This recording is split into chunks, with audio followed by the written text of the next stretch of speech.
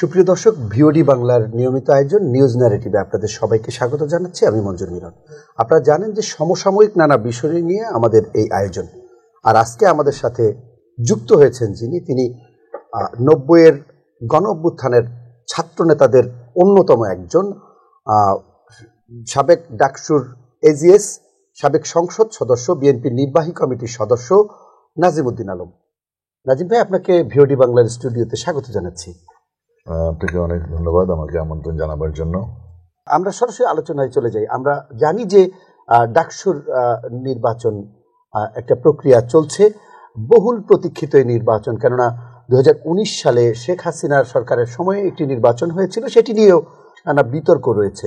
এরপরে 5 আগস্টের পরে এই নির্বাচন স্বভাবতই সেই নির্বাচনটি আলোচিত হবে, কেননা সবার একটি প্রত্যাশা জন্ম নিয়েছে যে এই নির্বাচনটি নিরপেক্ষ হবে। এবং এখানে একটি লড়াই হচ্ছে যে 5 আগস্টের পর যে একটি পরিবর্তনের প্রচেষ্টা সবার এবং পরিবর্তনের আকাঙ্ক্ষা, সেই আকাঙ্ক্ষা থেকেই দীর্ঘদিন আপনার ঢাকা বিশ্ববিদ্যালয় সহ সারা বাংলাদেশের ক্যাম্পাসগুলোতে ছাত্রলীগের যে আধিপত্য, যে নির্যাতন, সেগুলো আমরা দেখেছি গণমাধ্যমের বদৌলতে।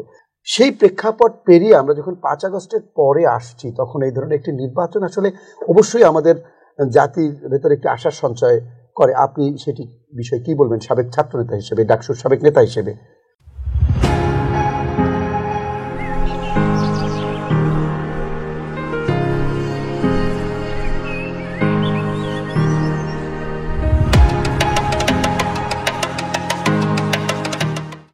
ধন্যবাদ আবারও আপনাকে এবং যারা আমাদের আজকের অনুষ্ঠান উপভোগ করছেন সবাইকে আমার আন্তরিক সালাম। আসসালামু আলাইকুম।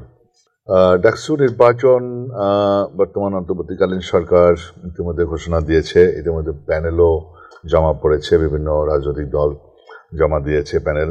আমাদের সংগঠন থেকেও ফুল প্যানেল আপনার ঘোষণা হয়েছে।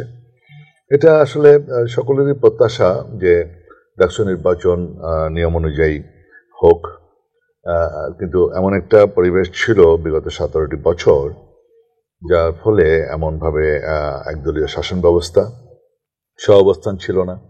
ঢাকা ইউনিভার্সিটিতে আপনার অন্যান্য যারা ফ্যাসিবাদ বিরোধী আন্দোলন করেছে, বিশেষ করে আমাদের বড় রাজনৈতিক সংগঠন বাংলাদেশ জাতীয়তাবাদী দলের ছাত্র সংগঠন, জাতীয়তাবাদী ছাত্র দলের ক্যাম্পাসে অ্যাক্টিভিটিস করার ব্যাপারে কোনোভাবেই তাদের সুযোগ ছিল না। অন্যান্য বামপন্থী সংগঠন বা অপরাপর ছাত্র সংগঠন, ফ্যাসিবাদ বিরোধী যারা ছিল আওয়ামী লীগের বিরুদ্ধে, কেউই ওখানে আপনার ক্যাম্পাসে হলে অবস্থান করতে পারে নাই। তারপরেও একটা নির্বাচন হয়েছে, সেটা নিয়ে অনেক বিতর্ক আছে। তো জানেন ডাকসুর ভিপি নুরু ভিপি নির্বাচিত হয়েছে, তা অনেক চড়াই উত্তরায় পেরিয়ে।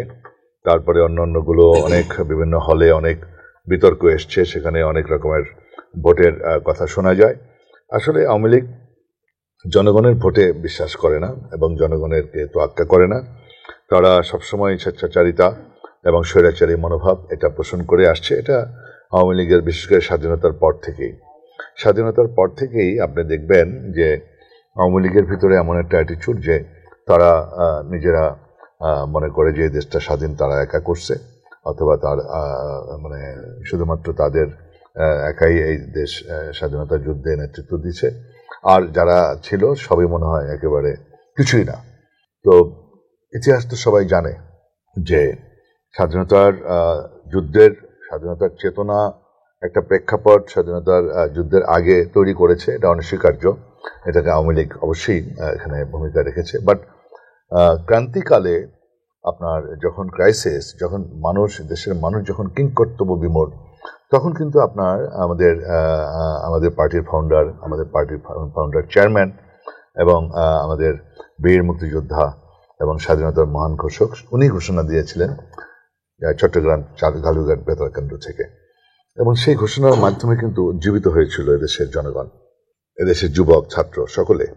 তো ফলে আর আওয়ামী লীগের কিন্তু আপনার দেখেন শেখ সাহেব, সে কিন্তু 32 নম্বরে ছিলেন এবং তার যে সেক্রেটারি ছিলেন তাজউদ্দিন সাহেব, উনি খুবই এফিশিয়েন্ট ছিলেন। তো তাকে বলেছিল যে আপনি স্বাধীনতার ঘোষণাটা দিয়ে যান। এবং তার যে সন্তান আপনার নেতা ও পিতা শারমিন আক্তার, ওনার বইতে ডিটেলস আছে।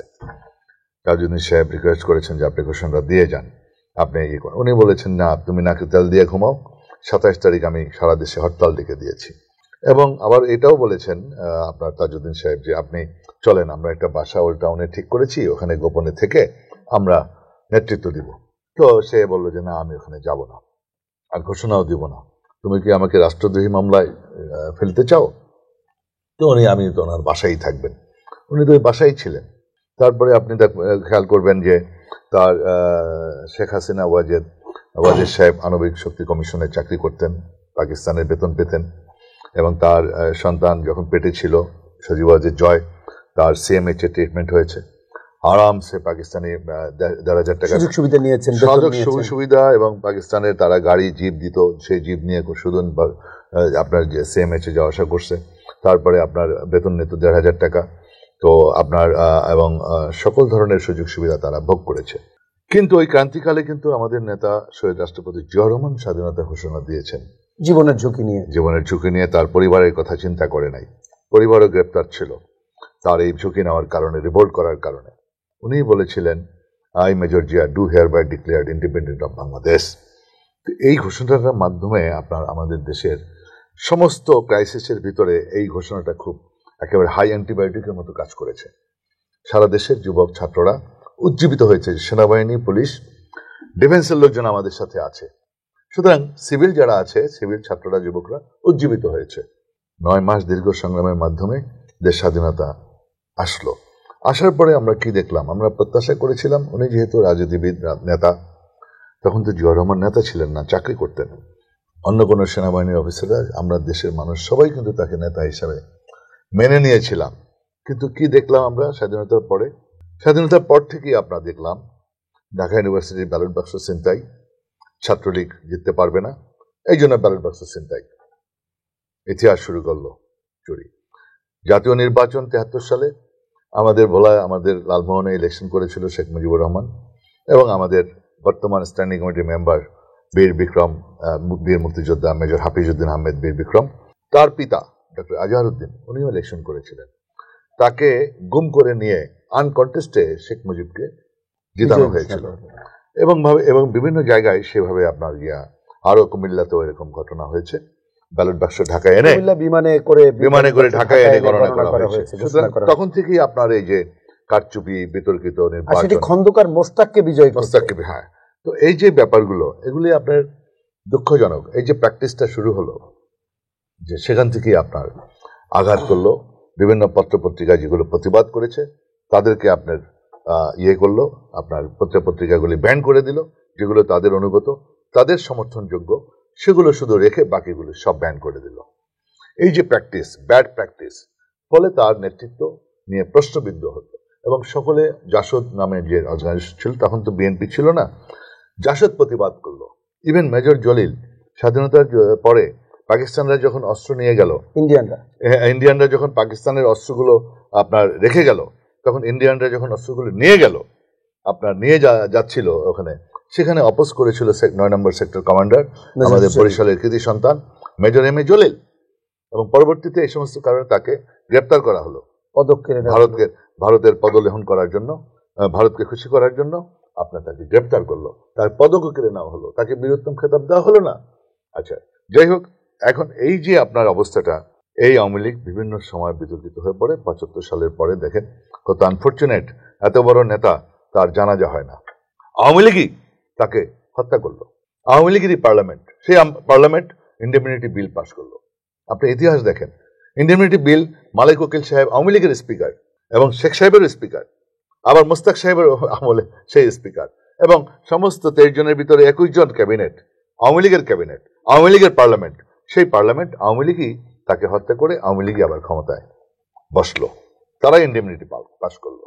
দেখেন আনফর্চুনেট কত, দেখেন কত মানে দুর্ভাগ্যজনক, এত বড় একজন নেতা, আওয়ামী লীগ এত বড় নেতা, এত বড় মানে পূজা করে সব সময়, সেই নেতার মৃত্যুর পরে তার জানাজা হয় না, জানাজায় লোক নাই, দাফন কাফনের লোক নাই। যাই হোক, মুস্তাক সাহেব যায় হেলিকপ্টারে করে নিয়ে 5-6 জন, 8-10 জন, 13 জন, কাদের সিদ্দিকী বলছে 13 জনের জানাজা করা হয়েছিল। 570 সাবান দিয়া কোন রকম গোসল করে দাফন করা হয়েছিল। এখন এই আওয়ামী লীগ, তার পরবর্তীতে আমার নেতা শহীদ রাষ্ট্রপতি জিয়াউর রহমান, বহুদলীয় গণতন্ত্রের প্রবক্তা, সকল দলকে নিয়ে সকল পত্রপত্রিকার স্বাধীনতা দিয়ে উনি আবার নতুনভাবে দেশটাকে গড়ে তোলার চেষ্টা করলেন। সেই সুবাদে যখন ডক্টর কামাল হোসেন সাহেব তখন আওয়ামী লীগ করতেন, যে বঙ্গভবনে গিয়ে আমাদের নেতা জিয়াউর রহমানের কাছে প্রস্তাব করলেন তাদের নেত্রীকে নিয়ে আসবেন।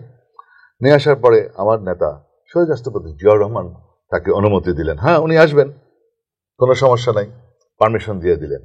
আসার পরে 13 দিনের মাথায় না জানে 19 দিনের মাথায় আমার নেতাকে সার্কিট হাউসে, চট্টগ্রাম সার্কিট হাউসে তার শাহাদাত, তাকে মানে উচ্চাভিলাষী কিছু সেনাবাহিনীর সদস্যরা এবং আপনার প্রতিবেশী রাষ্ট্রের কথিত আছে প্রতিবেশী রাষ্ট্রের ষড়যন্ত্রে উচ্চাভিলাষী কিছু সেনাবাহিনীর কর্মকর্তা, এবং ওনাকে সন্দেহ করা হচ্ছে এই জন্য কারণ উনি সেদিন 13 দিনের মাথায় জিয়াউর রহমান সার্কিট হাউসে নিহত হওয়ার পরে আপনার তাকে হত্যা করার পরে উনি বোরখা পরে উনি আখাউড়া দিয়ে পালিয়ে যাওয়া দিচ্ছেন, চোরের মনে পুলিশ পুলিশ, উনি আস্তে করে পালানো শুরু করে পালানোর চেষ্টা করেছিলেন। তো এগুলো কিন্তু ইতিহাস। তো অর্থাৎ ওইটার সাথে বোধহয় আপনার যোগসাধক ছিল, কারণ উনি আসার পরে দেখেন জিয়াউর রহমানের মহানুভবতা, তাকে ওয়েলকাম করলো, 32 নম্বর খুলে দেওয়া হলো, সবকিছু ঠিক করা হলো, রাজনীতি করার সুযোগ করে দিলেন। কিন্তু আনফর্চুনেটলি ষড়যন্ত্রের মাধ্যমে, আসলে আওয়ামী লীগ ষড়যন্ত্রের মাধ্যমে এবং জনগণের উপরে সবসময় জুলুমবাজি করেই রাজত্ব করতে চায়। এবং তার আপনি দেখেন এই 17টি বছর এত বড় একটা প্রাচীনতম পার্টি, তিনি তার পিতার পথ অনুসরণ করে একইভাবে যেমনিভাবে রক্ষী বাহিনী দিয়ে ওই আমলে করেছে, 30,000 রাজনৈতিক কর্মী, জাসদ কর্মীকে হত্যা করেছিল, ঠিক একইভাবে আপনার এবার আপনার র্যাব বাহিনী এবং বিভিন্ন আয়নাঘর তৈরি করে তারা একই কাজ করলো। তারা আমাদের অনেক হাজার হাজার নেতা কর্মীকে খুন করেছে, আমাদের আপনার মিথ্যা মামলা দিয়ে হয়রানি করেছে। হ্যাঁ, আমাদের নেত্রী সবচেয়ে জনপ্রিয় নেত্রী যদি বাইরে থাকে তাহলে তো তার রামরাজত্ব কায়েম করতে পারবে না, একচেটিয়া রাজনীতি করতে পারবে না, লুটপাট করতে পারবে না। সেই জন্য জনপ্রিয় নেত্রীকে আটকাতে হবে। ফ্যাব্রিকেটেড মামলা দিয়ে উদ্দেশ্য প্রণোদিতভাবে তাকে মিথ্যা সাজা দিয়ে গ্রেপ্তার করা হয়েছে। 2 কোটি টাকার জায়গায় 10 কোটি টাকা ব্যাংকে বিনা কারণে তাকে জেলখানায় রাখা হয়েছে এবং সাজা দেওয়া হয়েছে, মিথ্যা সাজা। যাই হোক, আজকে যেই দেশনেত্রী বেগম খালেদা জিয়া 82 থেকে 90 আপসহীন সংগ্রামের মধ্য দিয়ে এরশাদের স্বৈরাচারের পতন নিশ্চিত করেছেন। আমরা সেদিন ডাকসুতে ছিলাম, বেগম খালেদা জিয়ার নেতৃত্বে, আর শেখ হাসিনা আপোষ করেছিল এরশাদের সাথে। 9 বছর লাগার 86 নির্বাচনে সে আপোষ করেছিল, বলেছিল শহীদের রক্তের সাথে যারা বেইমানি করবে তারা জাতীয় বেইমান হবে। উনি নিজে আত্মস্বীকৃত জাতীয় বেইমান। 86 সালে এরশাদকে টিকিয়ে রেখেছিল। 9টি বছর আমাদের লেগেছিল তাকে উৎখাত। তখন তো রাজপথে আপনারা ছিলেন, আমরা ছিলাম রাজপথে। বেগম খালেদা জিয়ার আপোষের নেতৃত্বে, তার আকাশচুম্বী জনপ্রিয়তা, তার পার্সোনালিটি, ফলে আমরা সফল হয়েছিলাম এরশাদের পতন। 6 ডিসেম্বর আমরা নিশ্চিত করেছিলাম। আজকে শহীদ জিহাদকে স্মরণ করতে ইচ্ছা করে শহীদ জিহাদের লাশকে শপথ নিয়ে আমরা সেদিন সর্বদলীয় ছাত্রঐক্য গঠন করেছিলাম ডাকসুর নেতৃত্বে, এবং আমরা সকল বিভিন্ন পথের সকলে আমরা ঐক্যবদ্ধ হয়েছিলাম যে অনেকগুলো লাশ ফেলেছে এরশাদ, এবার আমরা ঐক্যবদ্ধ হয়ে এরশাদকে আমরা পতন ঘটাবো। এবং সেখানে আমাদের সবচেয়ে অনুপ্রেরণা জুগিয়েছেন বেগম খালেদা জিয়া। তিনি আমাদের ঢাকা ইউনিভার্সিটি এসে জিহাদের লাশ যেদিন আমরা ঢাকা ইউনিভার্সিটি নিয়ে আসলাম, সেদিন বেগম খালেদা জিয়া এসে আমাদেরকে বললেন, তোমরা কোনোভাবে আর করবে না, তোমরা কর্মসূচি চালিয়ে যাও এবং আন্দোলন করো, তোমাদের পাশে আমি আছি। আমাদেরকে অনুপ্রেরণা জুগিয়েছিলেন সেদিন। যাই হোক, তারপরে আপনার সেদিনও আন্দোলনে চুগাঘাত করতে এসেছিলেন আওয়ামী লীগের নেত্রী, তিনিও এসেছিলেন। পরে তিনি আসার পরে কি করলেন, উনি যখন সারা ছাত্র সমাজ, হাজার হাজার ছাত্র সমাজ অপরাজয় বাংলার সামনে আমরা জিহাদের লাশ সামনে রাখলাম, সেখানে জিহাদের লাশের সামনে রেখে আমরা শপথ, উনি যেহেতু নেত্রী ছিলেন, আন্দোলনের নেত্রী, সেই হিসাবে শপথ করতে গেলেন। শপথ করার পরে আমাদের বিভক্ত করার জন্য সে আবার লাস্টে যখন জয় বাংলা, ওনার জয় বঙ্গবন্ধু এটা বললেন, তখন ছাত্ররা বলল এই স্লোগান আমরা মানি না, এই শপথ আমরা মানি না, ওনার শপথ আমরা মানি না, শপথ আবার পড়াইতে হবে। তখন ছাত্ররা তার উপরে খেপে গিয়েছিল। কোন রকম তাদের নেত্রীকে আমরা সেফলি গাড়িতে উঠিয়ে দিয়েছিলাম। ইতিহাস। আবার আন্দোলনে শ্রীকাঘাত করতে এসেছিলেন, আমরা আবার ছাত্ররা বললো যে নতুন করে শপথ পড়াতে হবে।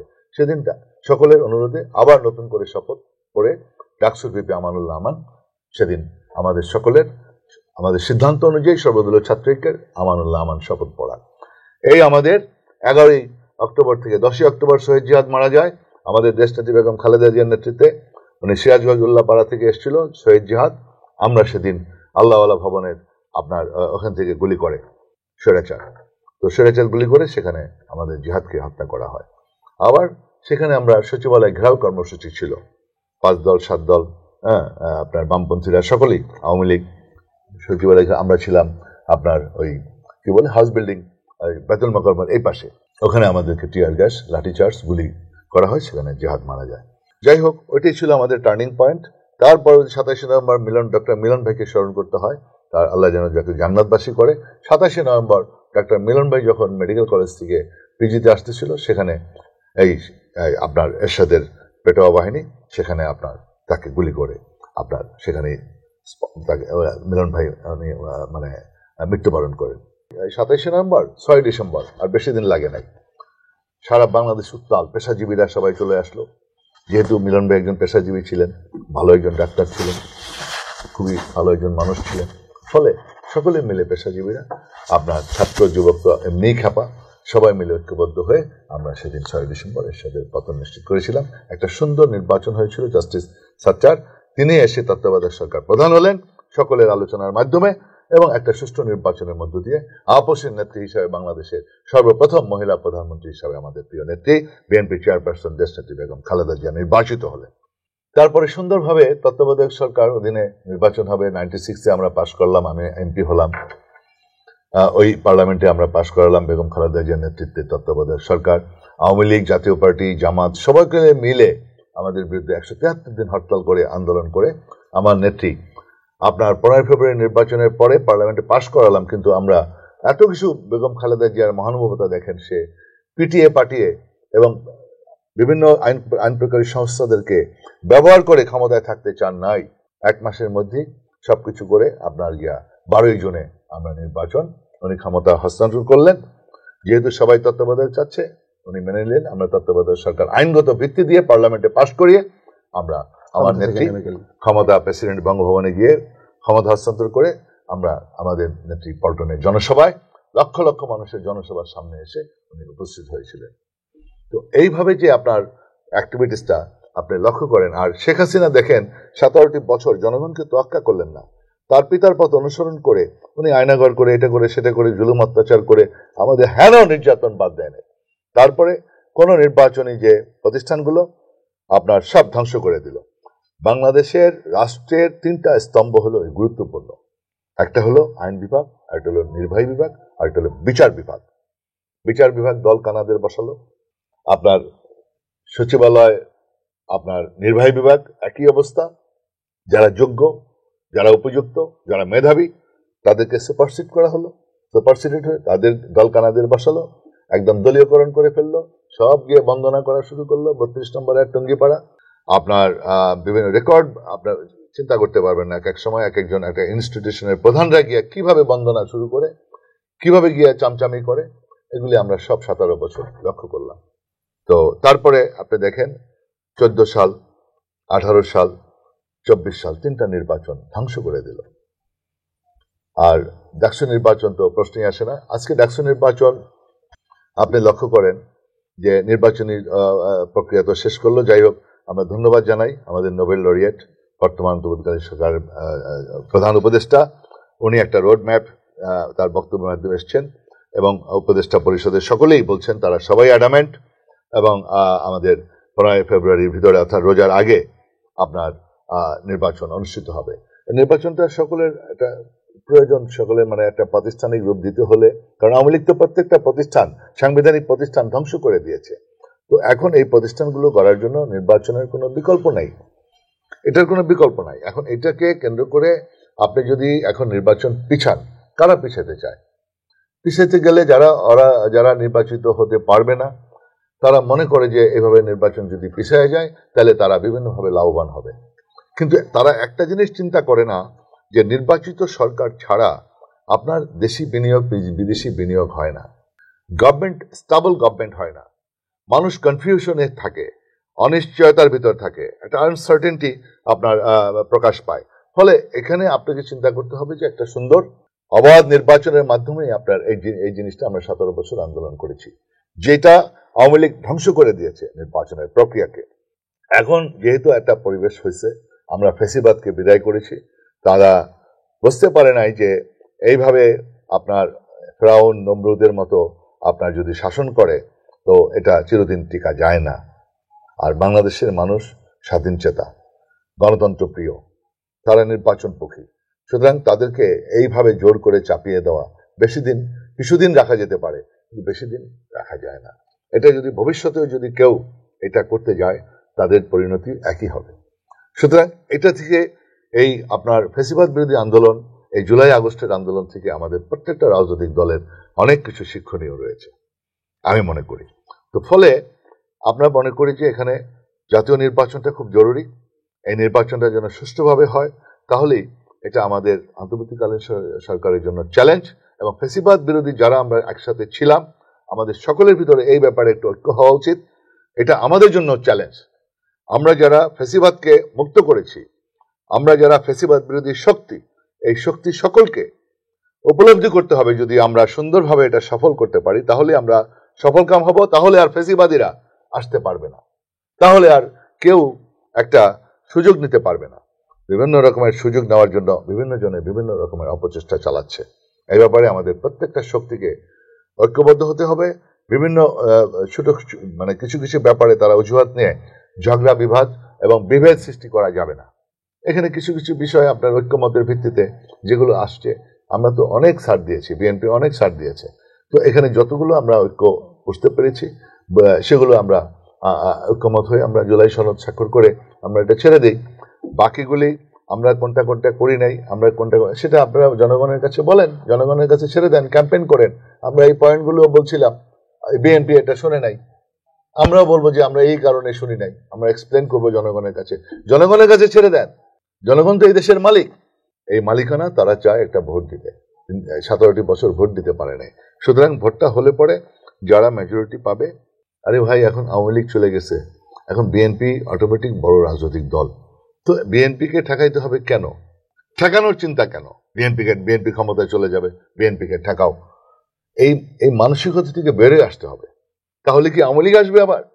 বিএনপি তো অনেক বছর পুরানো দল এবং স্ট্রাগল করা দল, বারবার ক্ষমতায় আসার দল, এদেশের মাটি ও মানুষের দল।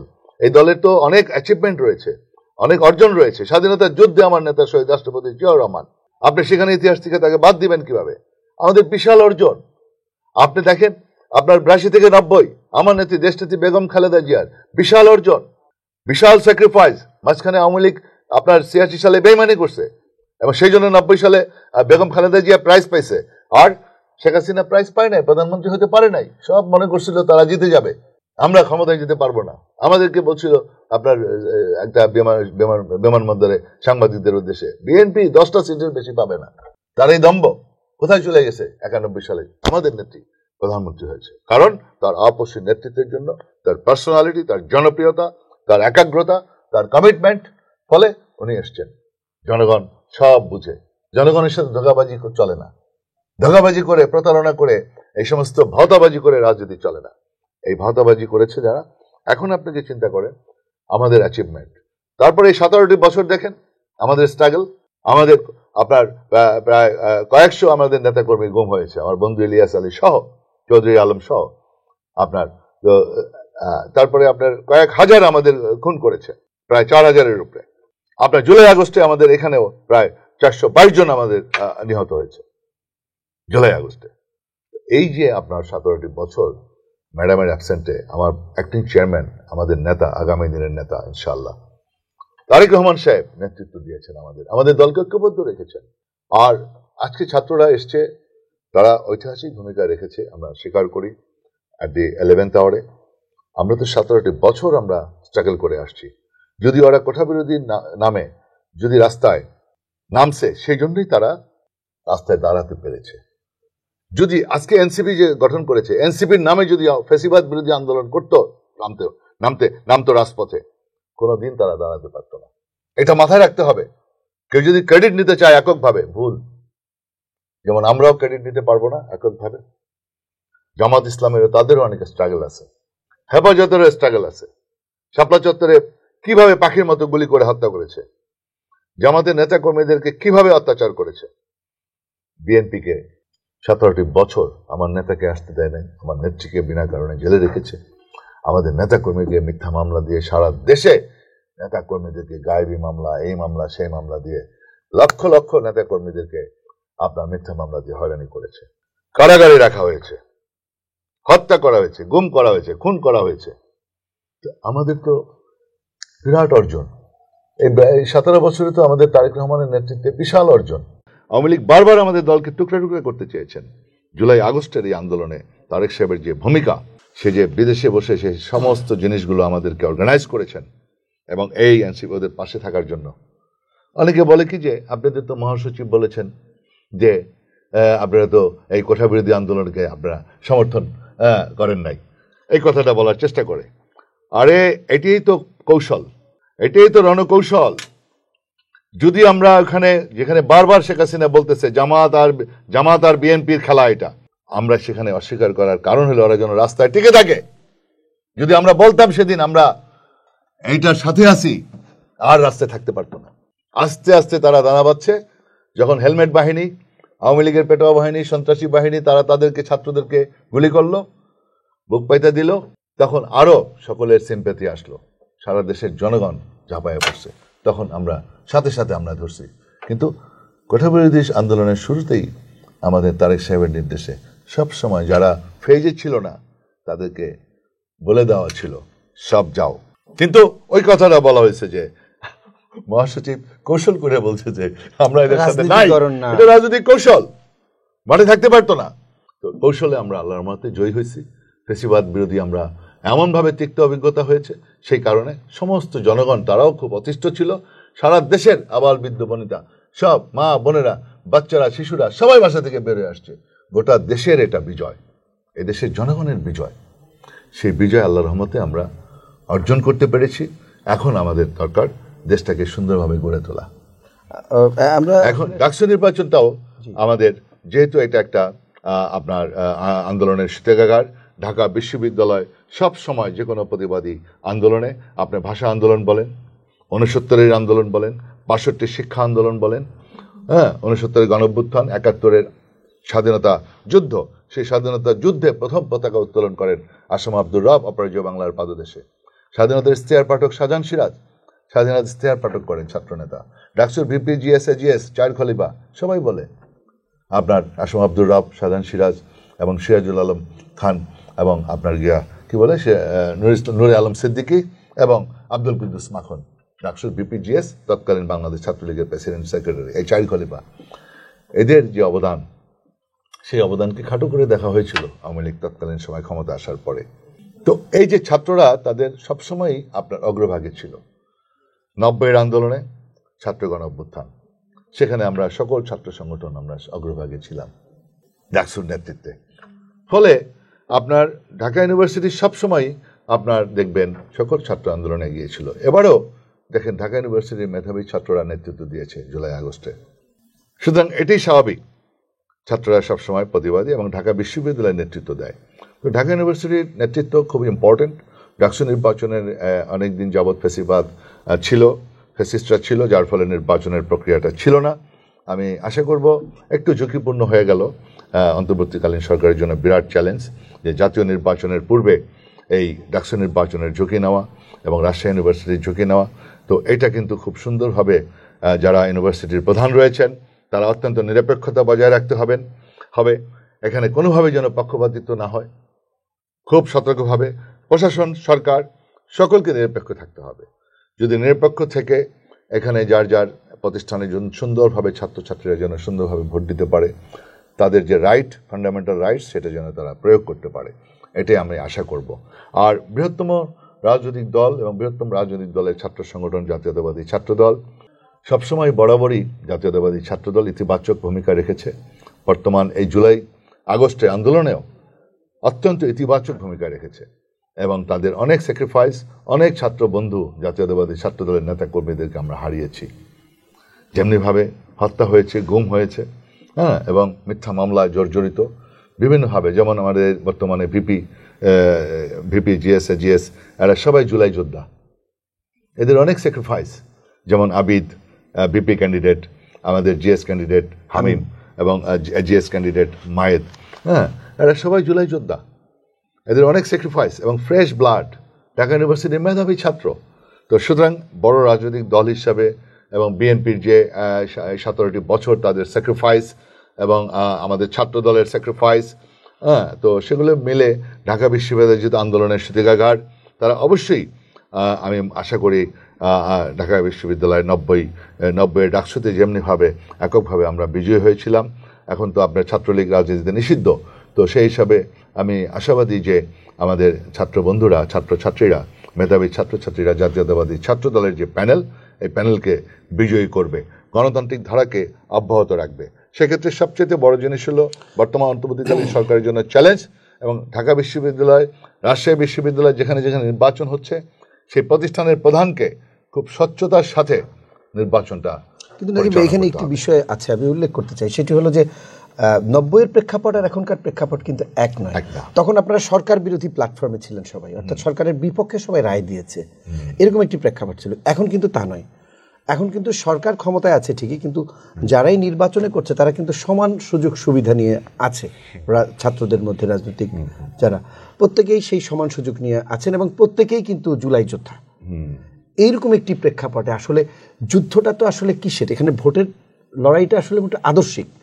আপনি আপনার আদর্শ দিয়ে কতটা একটা শিক্ষার্থীকে প্রলুব্ধ করে তাকে আপনার পক্ষে আনতে পারবেন বা ভোট দেওয়াতে পারবেন, এই যুদ্ধটা কি আপনাদের জন্য একটি বড় চ্যালেঞ্জ কিনা? এখানে চ্যালেঞ্জ তো অবশ্যই, আপনার চ্যালেঞ্জ সবার জন্যই চ্যালেঞ্জ। এখানে জুলাই যোদ্ধা সবাই ঠিক আছে, কিন্তু কথাটা হলো যে আপনাকে চিন্তা করতে হবে যে কতগুলি ছাত্ররা তো মেধাবী ঢাকা ইউনিভার্সিটির, এরা তো এই দেশেরই সর্বোচ্চ বিদ্যাপীঠ ঢাকা বিশ্ববিদ্যালয়।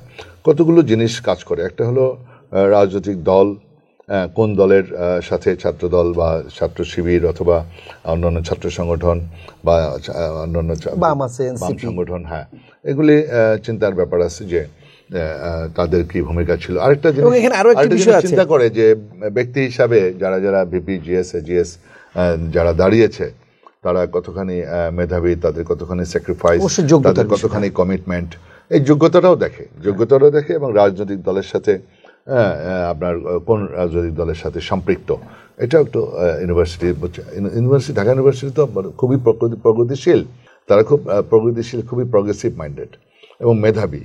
তারা খুব হিসাব নিকাশ করেই তারা চিন্তা ভাবনা করি ভোট দেয়। কারণ ঢাকা বিশ্ববিদ্যালয় কিন্তু একটা আন্দোলনের সূতিকাগার। অবশ্যই সেখানে ছাত্রছাত্রীদের যে ইন্টারেস্ট, তাদের যে আপনার অভাব অভিযোগ, এবং at the same time Dhaka university কিন্তু জাতীয়ভাবেও চিন্তা ভাবনা করে, জাতীয় রাজনীতি, দেশের প্রেক্ষাপট সবকিছু বিবেচনা করেই তারা ভোট দেয়। এখন সবচেয়ে বড় চ্যালেঞ্জ যেটি শিক্ষার্থীরা যেটি চায়, আমরা অনেকগুলো প্রতিবেদন প্রকাশ করছি, সেখানে সবারই একই কথা যে লেজুর ভিত্তিক যে রাজনীতি সংস্কৃতি আছে সেখান থেকে বেরিয়ে আসতে হবে। মানে স্টুডেন্টদের যারা নেতৃত্ব দিবেন, বিশেষ করে ডাকসু কিংবা রাকসু কিংবা জকসু যাই বলি না কেন, আমরা তাদের লেজুর ভিত্তিক রাজনীতির যে ধারা সেটি থেকে বেরিয়ে আসতে হবে। দ্বিতীয় কথা হলো যে হল কেন্দ্রিক যে রাজনীতির একটা আধিপত্য বিস্তার আছে, অর্থাৎ সবাইকে মিছিলে যেতে হবে, ঘন্টার পর ঘন্টা দাঁড়িয়ে থাকতে হবে, নেতা কখন আসবেন একটা সালাম দিবে, কিংবা তাদের যে হলের যে ডাইনিংয়ের খাবার দাবারের যে বিষয়গুলো আছে, এখানে খাবারের মান, পাশাপাশি নিরাপত্তার যে বিষয়টা, এই যে মৌলিক বিষয়গুলো বললাম, এই বিষয়গুলো কি সবচেয়ে বেশি প্রাধান্য দেবে শিক্ষার্থীরা? ডাকসুর অ্যাকচুয়ালি একটা সার্বজনীন প্রতিষ্ঠান, অবশ্যই এটা খুবই একটা গুরুত্বপূর্ণ প্রতিষ্ঠান। এখান থেকে তারা নেতৃত্ব তৈরি হয়, এরা ভবিষ্যতে দেশের নেতৃত্ব দিবে, রাষ্ট্র পরিচালনা করবে, খুবই গুরুত্বপূর্ণ ইউনিট ডাকসু। আপনি যাই বলেন, এখানে ছাত্রছাত্রীদের যে কল্যাণ, তাদের নিরাপত্তা, তাদের খাবারের মান, তাদেরকে ট্রান্সপোর্টেশন, যোগাযোগ ব্যবস্থা, সব কিছু খুবই ইম্পর্টেন্ট এটা ডাকসু। তারপর এক্সট্রা কারিকুলাম অ্যাক্টিভিটিস, এগুলো ডাকসু নেতৃত্বে তারা সুন্দরভাবে সুচারুরূপে পরিচালনা করা হয়। ইতিমধ্যে তো 17টি বছর এই ধরনের প্র্যাকটিস ছিল না, পরিবেশও ছিল না, নিরাপত্তা ছিল না, সহাবস্থান ছিল না। তো ফলে একটা সুন্দর পরিবেশ, আন্তর্জাতিক সরকার আসছে, একটা সুন্দর পরিবেশ সহাবস্থানের মাধ্যমে সকলের নিরাপত্তা, তাদের কল্যাণ, সেগুলো ডাকসুকে দেখতে হবে, যেহেতু এটা সার্বজনীন প্রতিষ্ঠান। এটা লেজুর ভিত্তি, আমি বলবো যে জাতীয় রাজনীতির প্রয়োজনে তারা রাজনীতির সাথে সম্পৃক্ত হইতে পারে। হ্যাঁ, এটা তারা দেশের সেটা যেন ওখানে ইমপ্লিমেন্টেশন হয়, সেটা তো হ্যাঁ, এটা ছাত্ররা সবসময় আপনার ডাকসু বলেন আর যে কোনো সংগঠন বলেন, তারা কিন্তু রাজনীতির বাইরে না, জাতীয় রাজনীতি অবজার্ভ করে। আমি যেটা বললাম, তারা জাতীয় রাজনীতিতে ভূমিকা রাখে। অতীতে আমি বললাম তো 4 খলিফা আপনার ভূমিকা রেখেছে, পতাকা উত্তোলন করেছে, স্বাধীনতা পাঠক ছিলেন। তো এখানে আপনার বিভিন্ন ব্যাপার আছে, ছাত্রদের ঐতিহাসিক ভূমিকা ছিল, জাতীয় রাজনীতি তারা ভূমিকা রাখে। এখন বিষয়টা হলো যে বিপিজিএস এজিএস সার্বজনীন প্রতিষ্ঠান হিসাবে যখন ডাকসুর নেতৃত্বে চলে আসবে, নির্বাচিত হবে, তখন সামগ্রিকভাবে সকলের কথা সার্বজনীন হয়ে সকলের জন্য চিন্তা করতে হবে। ছাত্রছাত্রীদের নিরাপত্তা চিন্তা করতে হবে, তারপরে যোগাযোগ ব্যবস্থা, ট্রান্সপোর্টেশন, পরিবহন সেক্টরে দেখতে হবে, এক্সট্রা কারিকুলাম অ্যাক্টিভিটিস, খেলাধুলা, বিভিন্ন জিনিসগুলো দেখতে হবে, তারপরে আপনার খাবারের মান, তারপরে তাদের আবাসিক ব্যবস্থা, আবাসন সমস্যা আছে, সেগুলো সবকিছু, নিরাপত্তা, এগুলো চিন্তা করতে হবে। এবং এগুলো নিয়ে প্রশাসনের সাথে বা যেই সরকার আসবে তাদের সাথে আমরা যেমন যোগাযোগ রাখছি। আমাদের নেত্রী আমি যখন ডাকসুতে ছিলাম, আমার নেত্রী প্রধানমন্ত্রী ছিলেন, আমি তার কাছ থেকে গাড়ি, আমরা বিপিজিএস এসজিএস দিয়ে তার কাছে আবেদন করছি আমাদের গাড়ি লাগবে, আমাদের সাথে সাথে গাড়ি দিয়ে দিছে, অনেকগুলো গাড়ি। আমার বেগম খালেদা জিয়া অনেকগুলো গাড়ি ট্রান্সপোর্টের ব্যবস্থার সমস্যার সমাধান করেছে। তো আরও কিছু কিছু ব্যাপার, হল টল, এগুলির ব্যাপারে আবাসন সমস্যার জন্য আমরা নেত্রীর সাথে দেখা করেছিলাম, উনি সেই আবাসন সমস্যার সমাধান করেছেন, কয়েকটি হল নির্মাণ করেছেন, কুয়েত মৈত্রী হল, তারপরে মুজিব হল, জিয়া হল, এগুলি তো ওই আমলেই হয়েছে।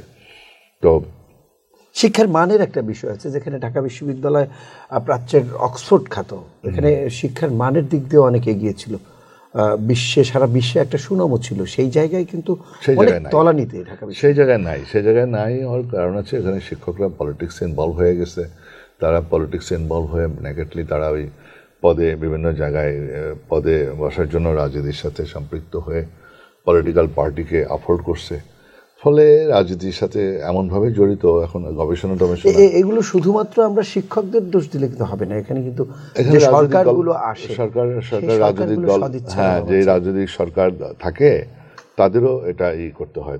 ভবিষ্যতে আপনারা এটা থেকে বেরিয়ে আসবেন, আমাদেরকে এটা গবেষণার দিকে মনোনিবেশ করতে হবে।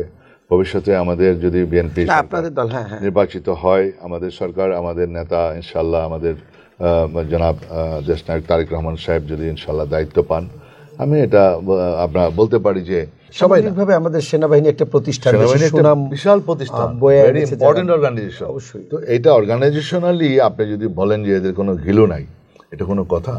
তারা বিভিন্ন ধাপে ধাপে পরীক্ষা দিয়ে আপনার, তারপরে আইএসএসবি, এখানে গিয়ে তারপরে আইকিউ টেস্ট, রিটেন টেস্ট, অনেকগুলো ধাপ, ফিজিক্যাল টেস্ট, বহুত ধাপ পেরিয়ে তারপরে আপনার আর্মি অফিসার হতে হয়, সেকেন্ড লেফটেন্যান্ট হতে হয়। তো এত সোজা না।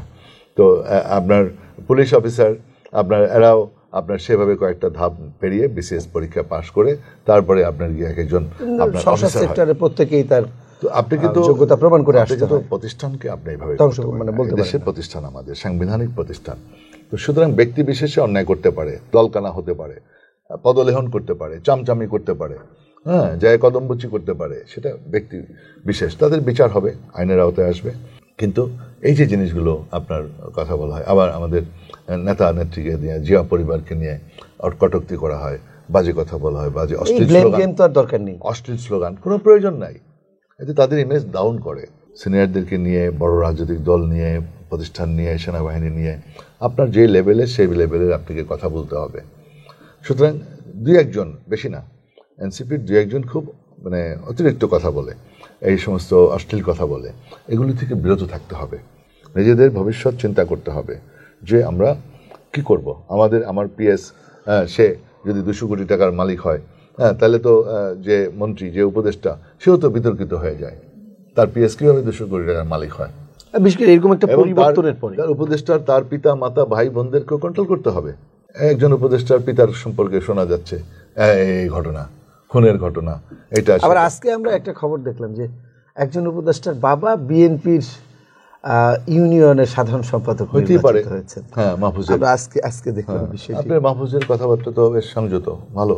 তারপরে নাহিদ কথাবার্তা বলে বেশ সংযত, কিন্তু তাকে যখন মাস্টারমাইন্ড বলা হলো তখন তো নানা মহল থেকে একটা সমালোচনা। আপনি তো যাই হোক, ওরা কথাবার্তা তো, যেই বয়স ছাত্র নেতারা, তারা আস্তে আস্তে এগিয়ে যাক, আমরা চাই।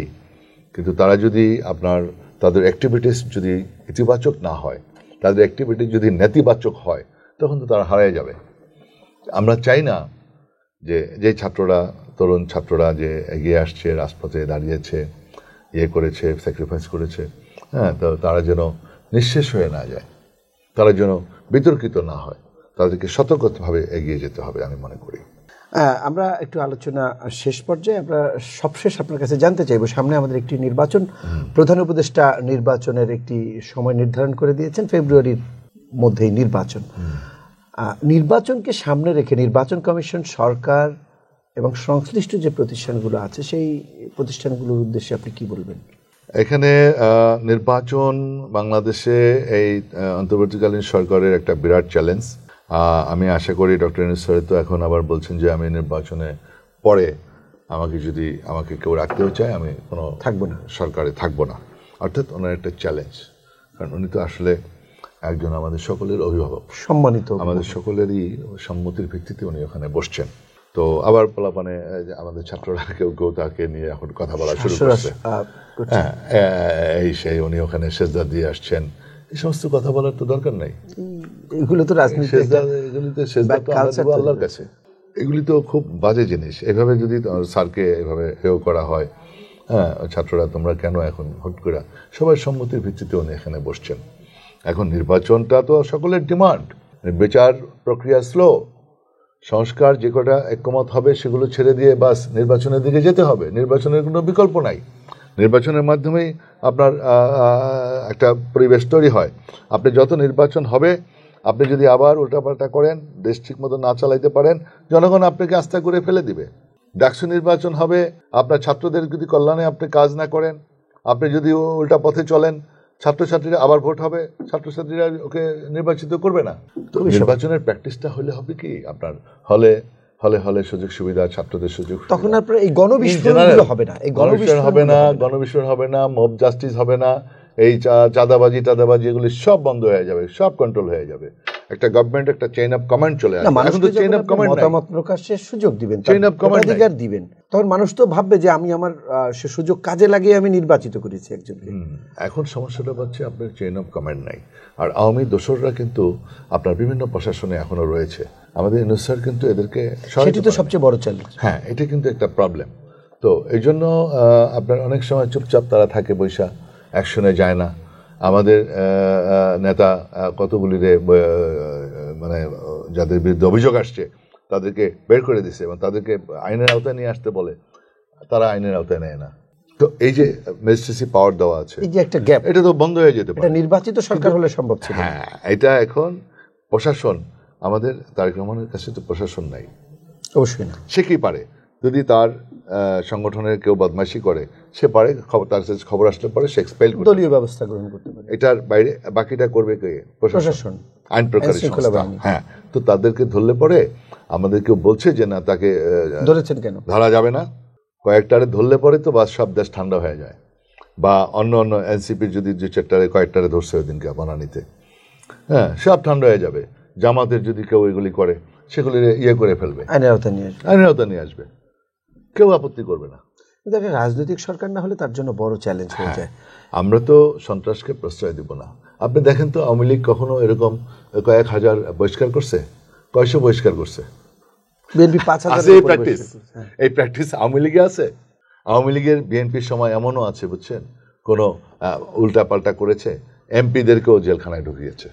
হ্যাঁ, এই রেকর্ডও আছে, বিএনপির নজির আছে। হ্যাঁ, তো অনেক নজির আছে বিএনপির। আপনার জানেন যে যারা উল্টাপাল্টা রিপোর্ট করছে, এবং আমাদের ম্যাডামের সময়ও অনেক ঘটনা হয়েছে, ক্লিনার অপারেশন হয়েছে, অপারেশন ক্লিন। দেশের স্বার্থে, দেশের জনগণের নিরাপত্তার স্বার্থে বিএনপি সবসময়, ওই যে বললাম, মাটি ও মানুষ, নিজের দলের লোককে ছাড় দেয়নি, কাউকে ছাড় দেয়নি। এটা আমরা বিএনপির রেকর্ড আছে। এই জন্য বলছি যে নির্বাচনটা হলে পরেই তখন আপনার একটা চেইন অফ কমান্ড চলে আসবে। এখন আপনি যদি এইটা মাইন্ডসেট হয়ে থাকে, আওয়ামী লীগ বিদায় হয়েছে, বিএনপির আসতে দিবেন না, তাহলে আসবে এটা কে? এটা তো আসলে কোনো, বিএনপির যদি জনগণ ভোট দেন, আমরা নাও আসতে পারি, ভোট যদি জনগণ না চায়, ভোট দিয়ে দেন। ভোটে যারা আসবে জনগণের কাছে দেন, জনগণের মালিক এই দেশের, যাকে ভোট দিবে, জনগণ যাকে দিবে সে আসবে। এটি তো ভোট, সুষ্ঠু ভোট দিয়ে দেন। আমরা যদি না আসি, আসবো না, যারা আসবে তারা চালাবে। এখন যদি ধারণা করেন যে বিএনপি আসবে, বিএনপিকে ঠেকাও, সুতরাং আমাদের এই পিআর করতে হবে, পিআর পদ্ধতিতে ছাড়া আমরা যাব না, সংস্কার ছাড়া আমরা যাব না, বিচার ছাড়া আমরা যাব না। আরে বিচার তো লাগবে অনেক দিন। বিএনপি আসবে কি আসবে, বিচার শুরু করেন না, বিচার আমরা শেষ করব। এই ধরনের ইন্টেনশনের তো আমরা বিচার না করার তো প্রশ্নই আসে না। বিচার কেন করব না আমরা? হ্যাঁ, আমাদের নির্যাতন সবচেয়ে আমরা বেশি নির্যাতিত। বিচার তো চলমান প্রক্রিয়া, চলমান, সংস্কার চলমান প্রক্রিয়া। আরে ভাই, বিচার তো আমরা করব ইনশাল্লাহ, শুরু করুক না। বিচারের প্রক্রিয়া খুবই স্লো এই ধরনের। কারণ বিচার প্রক্রিয়া স্লো কারণ আছে যে আপনার কিছু কিছু কিছু জায়গায় আমি দোষরা বসে রয়েছে। শুধু তা নয়, স্যারে এটা সরাইতে পারে নাই, যে কোনো কারণে হোক। আপনি তো লোক জন্ম দিতে পারবেন না একদিনের মধ্যে। আপনি তো, এটা তো বিপ্লবী সরকার হয় নাই। বিপ্লবী সরকারটা হয়ে গেলে কিন্তু সব কাট হয়ে যেত, সব সরাই দেওয়া যেত। এখন তো আপনি সাংবিধানিক সরকার, আপনি সংবিধান নিচ্ছেন, শপথ করছেন, কাউকে সরাইতে পারছেন, রাষ্ট্রপতির কাছে শপথ করেছেন, এখন সংবিধান অনুযায়ী চলতে হইতেছে। এই জন্য আমরা চাচ্ছি যে ভাই একটা স্টেবল গভর্নমেন্ট আসা দরকার, খুবই জরুরি, দেশের স্বার্থে, জাতির স্বার্থে। তাহলে একটা স্টেবল গভর্নমেন্ট আসতে পরে অর্থনৈতিক চাকা ঘুরবে, বিনিয়োগ হবে। শুধু আপনার রেমিটেন্স আসতেছে, গার্মেন্টস দিয়ে আমাদের রিজার্ভ বাড়লেই হবে না। রিজার্ভ 31, আল্লাহর রহমতে বাংলাদেশ ব্যাংকের রিজার্ভ 31, যেখানে শেখ হাসিনার সময় 31 বিলিয়ন প্লাস, 31 প্লাস আপনার 31 বিলিয়ন প্লাস। তো সেখানে আর এখানে 20-র নিচে ছিল আওয়ামী লীগের পিরিয়ডে। তো এটা তো একটা বিরাট সাফল্য যে এখন এই যে টাকাটা রিজার্ভ, এই টাকাটা তো আপনাকে বিনিয়োগ করতে হবে। বিনিয়োগকারী তো বিনিয়োগ করছে না, ইন্ডাস্ট্রি করতে সাহস পাচ্ছে না, দেশি বিনিয়োগকারীরা সাহস পাচ্ছে না। তো ফলে বিদেশি বিনিয়োগকারীরা তো করবেই না, আসবে না, স্ট্যাবিলিটি না, আসবে না। এই জন্য you need political stability at first. তো এটাকে এস্টাবলিশ করতে হবে। সেই জন্য নির্বাচন করতেছি আমরা এমনি না, দেশের শান্তি শৃঙ্খলার জন্য, দেশের আইনের শাসনের জন্য, দেশের সুষ্ঠুভাবে দেশ পরিচালনার জন্য, দেশের মানুষের স্বাস্থ্যসেবার জন্য, দেশের মানুষের সোশ্যাল সিকিউরিটির জন্য, হ্যাঁ, এবং প্রত্যেকটা ইনস্টিটিউশন গড়ে তোলার জন্য। এবং এই চ্যালেঞ্জটা আমরা হাতে নিতে চাই। আমাদের 31 পয়েন্টস, এটা খুবই অ্যাকসেপ্টেবল। আমার নেতা সকল রাজনৈতিক দলের সাথে আলোচনা করে 31 পয়েন্টসের ভিতরে সব আছে, আমরা সেটা নিয়ে এগিয়ে যাব। একটা সুন্দর বাংলাদেশ, একটা স্বনির্ভর বাংলাদেশ, আমরা একটা আপনার কি বলে এটাকে আপনার আইনের শাসন, একটা গুড গভর্নেন্স আমরা দিতে চাই। এবং সেই সুযোগ যদি জনগণ দেয়, ইনশাল্লাহ আমরা সেটা পারবো। কারণ আমাদের কয়েকবারই আমরা জনগণ আমাদেরকে দায়িত্ব দিয়েছেন এবং আমরাই পারবো ইনশাল্লাহ। আপনাকে অসংখ্য ধন্যবাদ। আপনি যেমনটি বললেন এটি বাস্তব কথা, কেননা মানুষের সেই ভোটের আকাঙ্ক্ষা তো রয়েছেই। কেননা দীর্ঘ 17 বছর 16 বছর কেউ ভোট কেন্দ্রে যেতে পারেনি। এমনকি এই যে তরুণ প্রজন্ম যারা জন্মের পর থেকেই দেখেছে যে আওয়ামী লীগ নামের এক ফ্যাসিবাদ রাষ্ট্র ক্ষমতায় ছিল, তারা ভোটের যে ব্যবস্থা, এই বিষয়টি তরুণ প্রজন্মকে বুঝতে দেয়নি আসলে ভোট ব্যবস্থাটা কি। সুতরাং সেই তরুণ প্রজন্মের তো আকাঙ্ক্ষা প্রচণ্ড, আর সেই প্রচণ্ড আকাঙ্ক্ষা থেকেই তারা একটা বিপ্লবের নেতৃত্ব দিয়েছে। এটি হচ্ছে বাস্তব কথা।